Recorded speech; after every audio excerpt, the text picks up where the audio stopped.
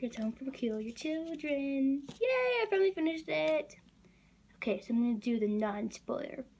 This Mrs. Peregrine's series is about a boy named Jake, and he ends up traveling to 1940, and there's these children named Peculiar Children. They have all these strange abilities, like they can have air abilities, or they can have fire, or stuff like that, and they end up in this home run by Mrs. Peregrine.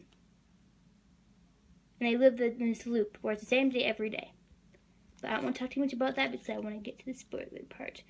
So if you want to hear spoilers and you haven't read this, and if you don't want to get spoiled, if you do want to get spoiled, then watch the video on. If you don't want to get spoiled, then don't say I haven't warned you. Goodbye. Okay, so the first thing is, at the end of the book, I'm so glad Mrs. Peregrine turned to a person. Yay! And she was so funny about with Jake when they're there, Jake was like, "Oh, this is Victorian," you know, because he slept beside Emma or whatever, and thought that they were like whatever, and it's so funny. And then about how I was so excited being in the middle of the book when I thought Mrs. Peregrine is gonna come back now, but no, it was her evil brother again. They failed again. I'm just like, come on. And then the talking dog, oh my gosh, it was so funny. It showed the picture of him with a pipe, and it was just hilarious. And they talked about the punishment loops, and it was so sad when they had about those peculiars. They're just like, well, we just, sell for money. Like, what? What's wrong with you? So, yeah. And then Emma, she had some romance, Emma and Jake. Yay! Finally, although I thought it was creepy in the beginning, but then I realized it was actually really wasn't. Like, I don't know.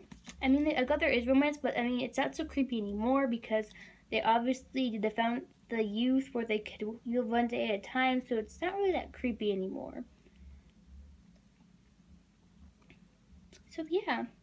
And then Mrs. Peregrine with the mist thing. That was so funny how it would see the mist, just knocked out her parents. That was hilarious. Yeah, and this book was really, really good too. I love the pictures in this book. There's some pretty funny ones. I mean, it's just good.